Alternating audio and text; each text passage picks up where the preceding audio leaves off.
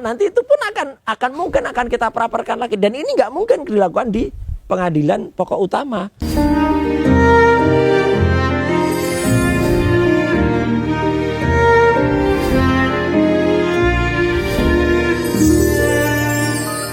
Oke, kalau untuk pra peradilan kedua tuh beda dengan yang pertama tuh apa sih, Bang?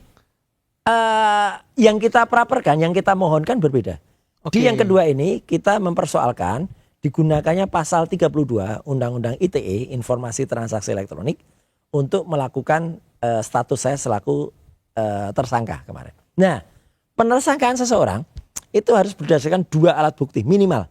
Nah sekarang Undang-Undang ITE itu, mohon maaf lagi-lagi Mas Am, saya ikut membuat semenjak sebelum tahun 2008. Saya itu tergabung dalam TKTI, Tim Koordinasi Telematika Indonesia. Nama saya ada dalam SK yang dikeluarkan oleh Pak Samsul Mu'arif sebagai Menkominfo waktu itu. Demikian juga dengan Pak Profesor Henry Subiakto yang menjadi ahli dari kami. Jelas betul Undang-Undang ITE itu namanya dulu IETE, Informasi Elektronik dan Transaksi Elektronik. Itu dibuat untuk kejahatan komputer, computer crime, dan kejahatan dengan komputer, computer related crime. Jadi kejahatannya itu harus ada di dalam komputer atau perangkat elektronik. Maksudnya gimana tuh? Jadi misalnya Mas dan saya, ya, saya bertransaksi dengan Mas. Kemudian saya kirim, Mas, aku udah bayar ya 1 juta. Saya kirim, gitu. Tapi saya sebenarnya transfer 100.000. Saya ubah angka 100 bukti berhasil. Diedit berarti. Itu namanya kejahatan elektronik. Nah, bahkan ketika itu seolah-olah saya anggap sebagai asli, sebagai bukti otentik, itu melanggar pasal 35. Meskipun sederhana, saya bisa kena 8 sampai 12 tahun, Mas. Karena apa? Karena itu mengubah satu bukti elektronik. Atau kejahatan yang pernah terjadi ketika muncul Undang-Undang ITE itu dulu alasannya adalah tahun 2004, pemilu terbuka kita pertama kali, pemilu langsung, itu ada pengubahan atau hacking terhadap situs-situs pemilu. Waktu itu situs partai politik berubah jadi partai nangka, partai jabu, partai apa gitu. Ada orang yang menghack itu. Jadi apa? Artinya data itu benar-benar berubah. Bukan hanya tampilannya. Nah sekarang yang terjadi pada kasus Jokowi ini, katanya Jokowi punya ijazah, katanya. Itu berubah enggak? Enggak. Yang berubah itu hanya tampilan yang katanya itu scan ijazah milik Jokowi yang diupload oleh seseorang namanya Dian Sandi Utama, kader partai itu, ya Partai Gajah. Partai Gajah itu artinya partai nggak punya ijazah.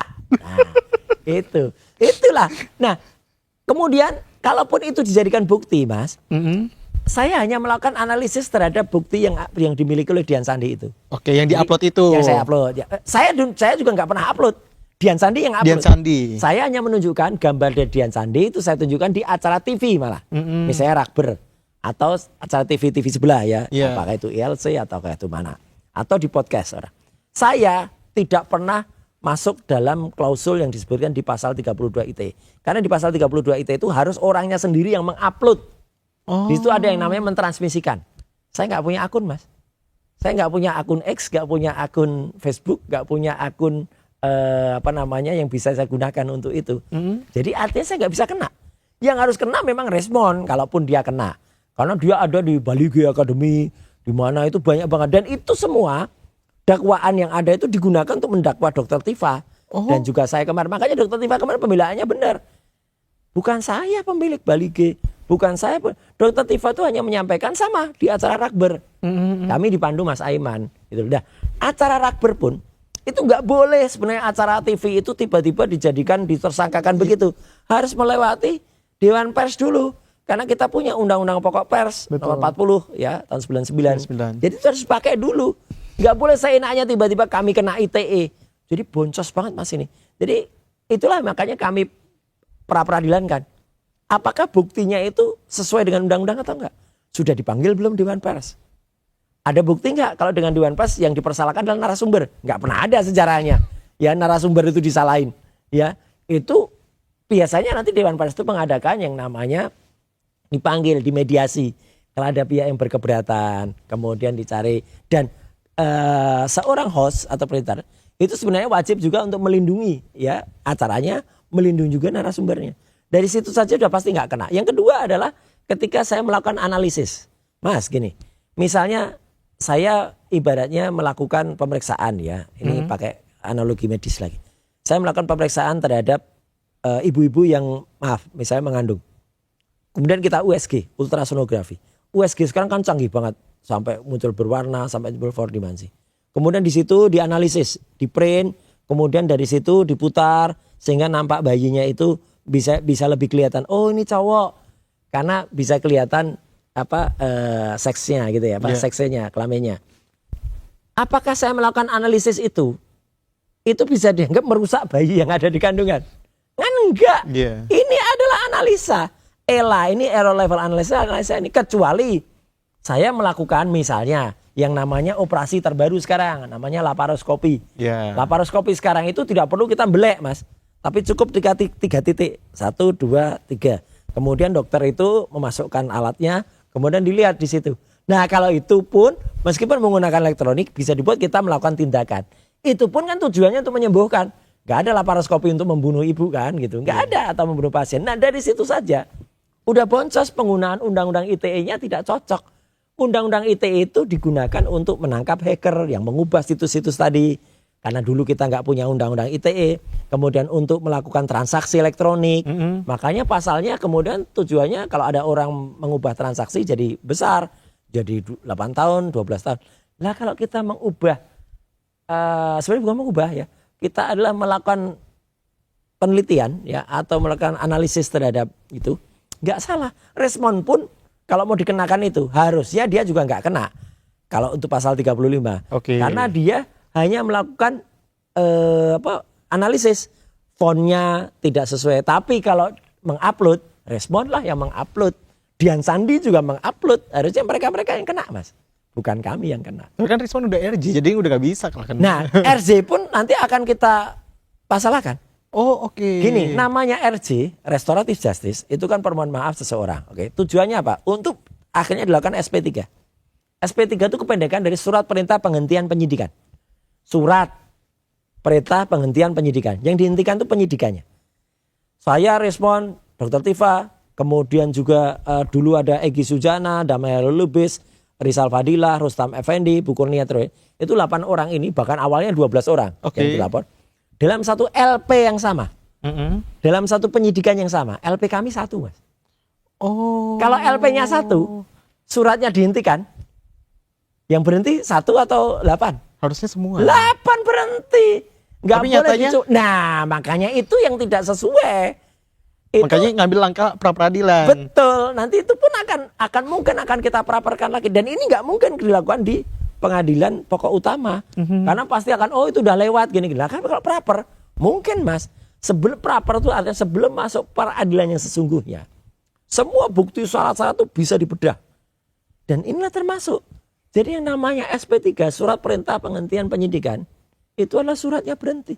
Kalau suratnya sudah berhenti, harusnya sudah nggak ada lagi penyidikannya.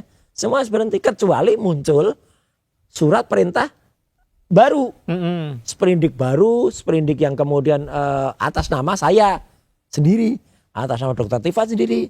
Jadi kalau dulu harusnya, ketika tadi SP3 yang pertama untuk Egy Sujana dan Damai Lubis, harusnya ini adalah semuanya. Kemudian yang ini 2 di stop, yang 6 dibuatkan lagi, misalnya LP baru. Nah, baru itu boleh. Faktanya enggak. Tetap pasti pakai 1 ya. Dan yang lebih benar lagi, ini memang banyak boncosnya, Pak. Dulu ketika saya dan ke-7 teman yang lain itu kemudian diperiksa, dipanggil untuk menjadi saksi awalnya sebelum menjadi tersangka, kami itu diundang dengan satu lokus ya, satu lokasi peristiwanya, dengan satu tempus juga, satu tempat, satu waktu, lokasi dan waktu yang sama. Waktu itu tertanggal 26 Maret 2025. Menariknya Mas, tanggal 26 Maret 2025 itu lagi bulan puasa. Saya lagi acara buka bersama dengan komunitas yang lain, dengan komunitas otomotif di rumah makan di daerah Kemang. Nggak ada di lokasi itu. Itu ternyata konferensi pers di tempatnya Egy Sujana. Ada beberapa orang di situ, harusnya orang-orang itu yang kena. Lah kok saya tiba-tiba diikutkan ke situ, kan konyol juga. Itu sebenarnya sudah kami jawab bahwa saya tidak ada di situ. Tapi kebetulan kan memang di antara 8 itu ada yang di situ kan. Jadi dianggap perkara jalan terus. Jadi kami itu hanya akhirnya jadi tersangkut-sangkut. Ibaratnya kita ada 3 orang Mas. Lagi jalan-jalan. kemudian ada satu orang yang tiba-tiba bergabung, nggak kena, terus ketemu orang lain, orang ini membunuh orang, dus gitu. Kita kan kena bertiga karena dianggap jadi saksi. Terus tiba-tiba dia dapat RJ yang bunuh ini, ya dapat restoratif justice. Yang kena getahnya sisanya. Kita kan sisanya, kita yang dituduh membunuh. Itulah yang terjadi pada kasus ini.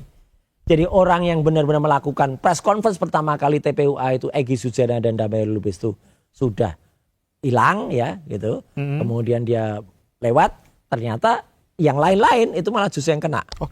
Kemudian kasus Respon juga sama. Yang kemudian banyak yang melakukan 1.000 triliun % palsu gitu. Bahkan mengatakan nusa kambangkan Jokowi. Itu Respon. Yang bilang gitu. Jelas betul tuh jejak digitalnya ada. Dia bilang ijazah skripsi Jokowi itu hanya seperti toilet paper. Ya hanya seperti kertas toilet ya untuk cebok gitu. Itu dia yang bilang. Dan itu masih ada di Twitternya dia, masih ada di X-nya dia semua. Bahkan dia mengatakan kalau ini palsu. Ini dia juga tidak hanya Jokowi, dia juga nyerang Gibran. Semua ada di situ. Lah kok tiba-tiba dia dimaafkan? Kita yang dianggap harus bertanggung jawab terhadap statement dia yang soal penghinaan itu. Enggak ada. Saya sejauh ini enggak akan mau bilang kalau nusa kambangkan ini. Kemudian dia ngina-ngina petugas banyak loh. Dia akan penjarakan Tito Karnavian gitu dia bilang gitu. Muhammad Al-Azhar gitu, Krishnamurti. Itu Respon semua. Kata-kata harus ya kembali ke orangnya, kembali ke pelakunya. Jangan kemudian malah makanya Dokter Tifa kemarin protes betul dalam eksepsinya. Ini tuduhan ini atau dakwaan ini dijatuhkan kepada Dokter Tifa yang Dokter Tifa itu tidak melakukan itu. Betul. Dokter Tifa memang nggak melakukan itu gitu loh gitu. Saya juga tidak. Lo kok enak aja kok kami dibebani yang pelakunya perilakunya si dokter palsu omon-omon itu gitu loh. Makanya akhirnya ngambil pra peradilan. Iya, supaya supaya kita ini menjalankan itu dengan dengan hati-hati dengan cermat. Meskipun ada juga orang bilang, "Mas, berarti kan sebenarnya Mas ini hanya melakukan tindakan untuk colong start atau apa?" Bukan colong start, untuk memanjangkan peristiwa gitu ya gitu. Jadi mau dibilang wah ini mainnya panjang gitu ya gitu. Gak mau main cepet, gak mau main pendek gitu. Nah saya kan juga bilang ya itu terserah kita kan. Mau mainnya kayak apa. Ya kan kita berhak. Punya strategi. Iya ibaratnya gini ya Mas. Kita mau pendek, mau main panjang. Ya itu terserah kita mau pendek atau nih? Ini mau main pendek sama mau main panjang.